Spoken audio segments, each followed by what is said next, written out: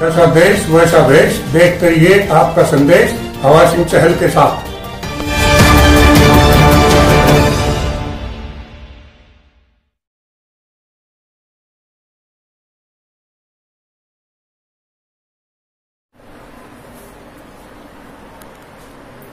Hello दोस्तों, ये गांव मदनहेड़ी की पूर्व सरपंच और महिला मंडल की अध्यक्ष रह चुकी हैं और ग्रुप लीडर है।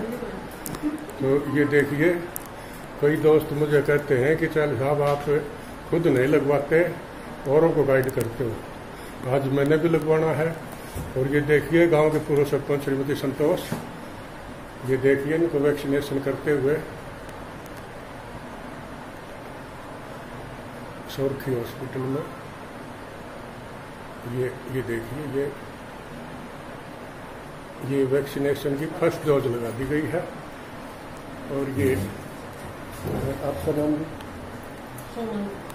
और ये सुमन जी हैं जिन्होंने ये वैक्सीनेशन की फर्स्ट डोज लगाई है।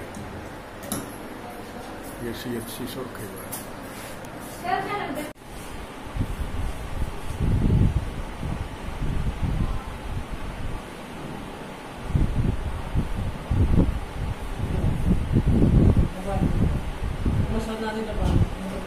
सेकंड डोज 84 दिन बाद लगेगी। ये MCD स्टाफ में स्टाफ नर्स सुनीता जी, गांव की पूर्व सरपंच संतोष और महिला मंडल के अध्यक्ष, उनका BP चेक करते हुए सोरखी हॉस्पिटल के अंदर। तो देखिए पूरा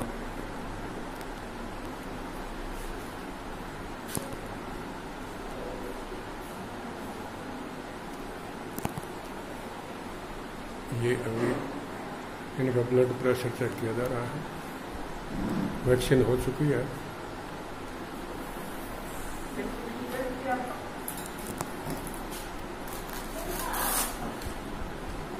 ठीक है जी, BP ठीक है जी इनका? हाँ जी बिल्कुल ठीक है BP इनका। ठीक।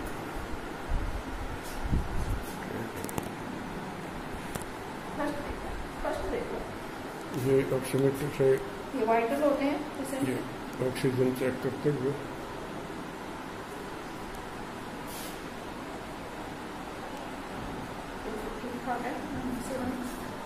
ठीक, ये बिल्कुल ओके है।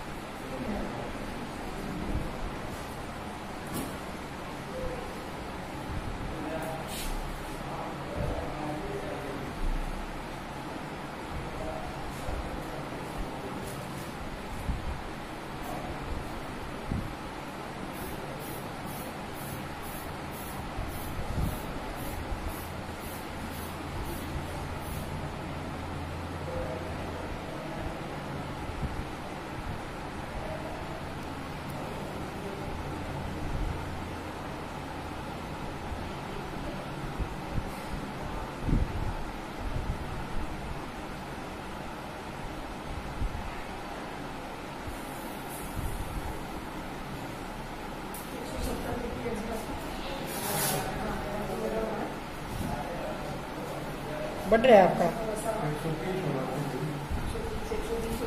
इनका बढ़ रहा है।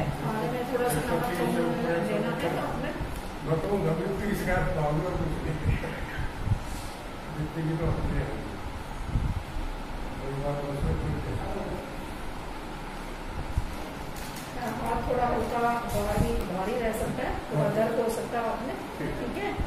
ये बुखार हो सकता है, शाम को हो जाए तो बुखार ले लेना। आधा घंटा यहीं रुकना है, जाना नहीं है। पैरासीटामोल में आधा घंटा जाना नहीं है जी। कोई भी अगर दिक्कत हो, बेचैनी हो, परेशानी हो किसी प्रकार की, किसी भी प्रकार की कोई तकलीफ हो तो तुरंत बता देना।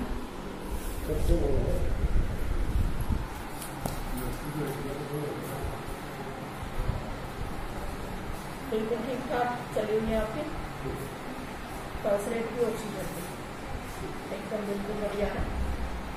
आधा घंटा रुकना है, जाना नहीं है। हेलो दोस्तों, नमस्कार। मैं हवा सिंह चहल, संपादक आपका संदेश। दोस्तों, कोरोना महामारी अब धीरे धीरे डाउन होती जा रही है। केसेस कुछ कम हो रहे हैं, लेकिन मृतकों का आंकड़ा अब भी बरकरार है। तो दोस्तों, मैंने तो वैक्सीन लगवा ली है, आप भी लगवा लीजिए। वैक्सीन लगवाने में कोई नुकसान नहीं है, तो ताकि आप फ्री माइंड हो जाएं। और ये वैक्सीन धीरे धीरे सबको लगनी है। जो पहले लगवा लेगा वो फायदे में रहेगा, तो इसको इग्नोर मत कीजिए, ये वैक्सीन लगवा लीजिए। मैंने भी लगवा ली है, आप भी कोशिश कीजिए। तो और आज की जो खास बातें कुछ हैं वो मैं आपको शेयर कर रहा हूं। आज की कुछ बड़ी खबरें हैं। कालका से विधायक प्रदीप चौधरी की विधानसभा की सदस्यता बहाल हो गई है। स्पीकर साहब ने, ज्ञानचंद गुप्ता ने, ये सदस्यता बहाल कर दी है। और उन्होंने पूरे कानूनी जो सलाहकार थे उनको विश्वास में लेकर और सारे पहलुओं विचार करके, और उन्होंने जो हिमाचल की माननीय हाई कोर्ट है उसके आदेश पर कन्वेंशन जो स्टे मिला है उसके आधार पर, क्योंकि पहले भी इस तरह के 2 विधानसभा सदस्य की बहाली हो चुकी है, उसी आधार पर उन्होंने कर दी है। गौरतलब है कि नालागढ़ कोर्ट ने 3 साल की सजा सुना दी थी किसी मामले में। तो इस करके कालका के विधायक प्रदीप चौधरी की सदस्यता रद्द कर दी गई थी या निलंबित कर दी गई थी। अब उसको बहाल कर दिया गया है, तो वहां पर अब चुनाव नहीं होंगे। अब हरियाणा के अंदर केवल एक इलाहाबाद की सीट खाली है, बाकी इस पर अभी चुनाव कराने की कोई जरूरत नहीं है। और अगली खबर है दोस्तों, अडानी ग्रुप के गौतम अडानी एशिया के दूसरे सबसे अमीर बन गए हैं। पहला नंबर मुकेश अंबानी का है और वो अब अडानी बन गए हैं। तो इन्होंने चीन का जो दूसरे नंबर पर एशिया में एक सबसे बड़ा साहूकार था उसको पछाड़कर ये नंबर 2 पर आ गए अडानी जी। अंबानी और अडानी जैसा कि ये बहुत चर्चित जोड़ी है हिंदुस्तान के अंदर, जो धीरे धीरे लोगों के दिमाग में ही बैठ रहा है कि भाई सारा देश को ही ये कंपनियां काबू कर रही है। वो अडानी ग्रुप है जिन्होंने ये अनाज के गोदाम वगैरह बनाए हैं और ये पावर प्लांट जो लगे हुए बिजली के, बहुत कुछ इनका कारोबार है।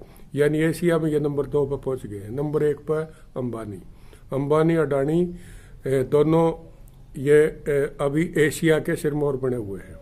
और मैं एक बात और बता दूं आपको, इस समय मुकेश अंबानी की जो प्रॉपर्टी है वो 5,58,000 करोड़ रुपए है।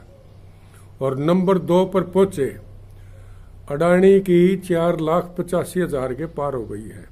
यानी दिन प्रतिदिन हर पल जो घड़ी की सुई चल रही है सेकंडों वाली, उसी हिसाब से इनकी लगातार प्रॉपर्टी बढ़ रही है। और ये दोनों एशिया के सबसे बड़े साहूकार बन गए हैं। अगली खबर है दोस्तों, जैसा कि मैंने पहले आगाह किया था और सरकार इसको हल्के में ले रही है।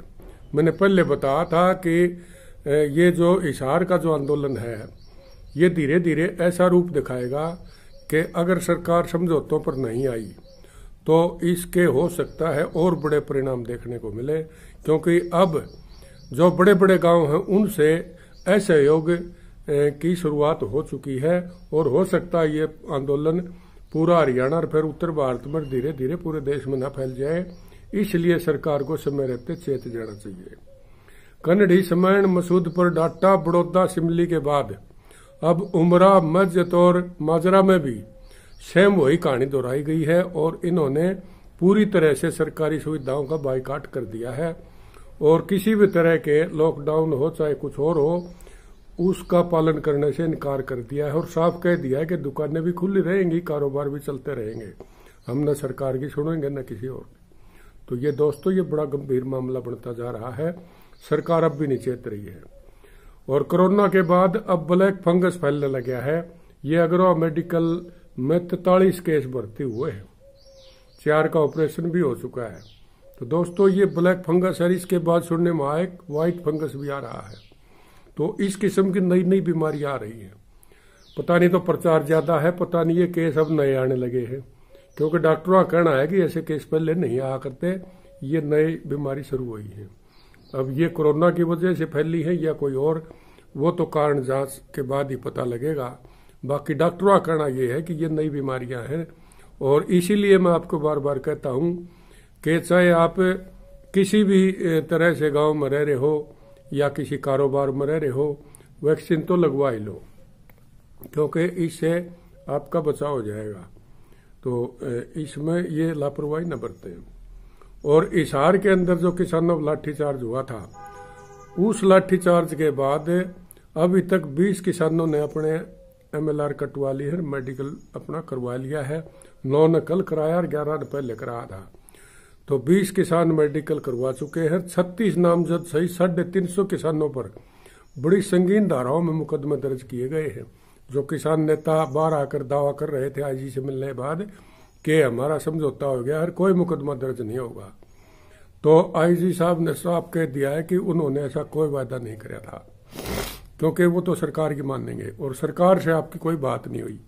तो IG अपने स्तर पर ऐसा कोई भी फैसला उन्होंने नहीं लिया है, ये उन्होंने साफ तौर पर बता दिया है। अब 350 किसानों पर बड़े संगीन धाराओं मुकदमे दर्ज हुए हैं। और एक बात और बताऊं दोस्तों, इन किसानों में इन धाराओं के तहत जो भी किसान गिरफ्तार होगा उसकी जमानत नहीं होगी। तो ये बड़ा गंभीर मामला है, और अब देखना है कि किसान आगे क्या रुख अपनाते हैं। अब ये धीरे धीरे असहयोग बढ़ता जा रहा है, तो कहीं ऐसे हालात ना हो जाएं कि पूरी तरह टकराव बन जाए। तो सरकार को अब भी सोच लेना चाहिए। और ये कोरोना के केस तो अब काफी घटने लगे हैं। ICMR ने एक कोविसेल्फ जांच किट को मंजूरी दी है, जिसमें खुद ही आप अपनी जांच कर सकते हैं और 15 मिनट में उसका रिजल्ट आ जाएगा दोस्तों। तो इस किस्म के जो मामले हैं, ये काफी सोच समझ कर आप आगे रखें इनको। और आंदोलन की जहां तक बात है, मैं शुरू से ही कह रहा हूं कि किसी भी तरह का आंदोलन हल्का नहीं होता, और सरकार समझ में नहीं आता इसको क्यों हल्के में लेके चल रही है। 350 किसानों पर यहाँ मुकदमे दर्ज हो गए हैं, और धीरे धीरे कहीं ऐसा ना हो कि ना आपके पास इतनी जेल हो और ना ही कोर्ट कचहरियों में इतने मुकदमे तो पहले ही बहुत है। तो इतने ये अननेसेसरी मैं कहूंगा, जो अनावश्यक रूप से सरकार और किसानों के बीच में जो ये बात हो रही है, इससे बात से ही हल हो सकता है ये मामला। और फिर रही बात किसानों का, तो ये भी कहना है भाई ये अडानी अंबानी को क्यों हमारे सिस्टम को सौंपना चाहते हैं। वो तो पहले ही जब इतने साहूकार है, पूरे एशिया में उनका डंका बज रहा है, तो क्या हम ही मिले क्या इनको हमारी जमीनों को कब्जे करने के लिए। ऐसी लोगों में ये एक भावना बनती जा रही है। और एक बात और मैं स्पष्ट तौर पर सरकार को भी बताना चाहता हूं दोस्तों, क्योंकि सरकार समझती है कि कहीं भी उनका इस मामले में ये मत समझ के चले कि किसान पहले वाले भोले किसान हैं। आज किसानों के साथ बहुत ही पढ़ा लिखा वर्ग भी है, श्रमिक भी हैं और लावर्स भी हैं और पढ़े लिखे भी हैं, राजनीतिक दल भी इनके अंदर शुमार हैं। तो दोस्तों उनका भी राजनीतिक अनुभव है, सरकार को कैसे घेरा जाए, कैसे किया जाए। इतने बड़े आंदोलन के अंदर बहुत तरह का उनको सपोर्ट मिला हुआ है। तो सरकार हल्के में न लेके इनकी सुनवाई करे, और इस सुनवाई के बाद सरकार जब संतुष्ट कर पाएगी इनको, तब ही आंदोलन समाप्त होगा। मुझे नहीं लगता कि इतना जल्दी ये किसान इस आंदोलन को समाप्त करेंगे। तो दोस्तों, अगर आपने आपका संदेश चैनल को सब्सक्राइब नहीं किया तो इसको सब्सक्राइब जरूर कर ले दोस्तों, और कमेंट भी कोई न कोई दो ताकि हमें पता लगे आप क्या सुनना चाहते हैं, ताकि उसी तरह की खबरें हम ज्यादा प्रकाशित करें। और शेयर जरूर कर दिया रहो दोस्तों, ज्यादा से ज्यादा लोगों तक आपकी बात पहुंचे। तो इसी तरह बहुत सी खबरें और भी थी। अब ये बच्चों में भी ज्यादा कोरोना फैलने के आसार बताए जा रहे हैं, इसका भी जरा ध्यान रखो भाई। हर घर में छोटे बच्चे हैं, उनका विशेष ध्यान रखें, सेहत का ध्यान रखें। और भाई जहां तक किसान आंदोलन की बात है, किसान आंदोलन मुझे नहीं लगता कि ये अब ढीला पड़ेगा, क्योंकि सरकार ने भी एक मन बना लिया है कि उनको रगड़ने वाली नीति पर सरकार चल पड़ी है। और किसानों ने भी कह दिया है कि भाई हम हर तरह के लिए तैयार हैं। तो मैं समझता हूँ ये टकराव अच्छा तो नहीं है, लेकिन फिर भी देखते हैं इसका परिणाम क्या निकलता है। दोस्तों आज इतना ही, अगले एपिसोड में मैं कुछ और खास बातें आपके सामने लेके आऊँगा। तब तक के लिए नमस्कार, जय हिंद। जैसा देश वैसा वेश, देखते रहिए आपका संदेश हवा सिंह चहल के साथ।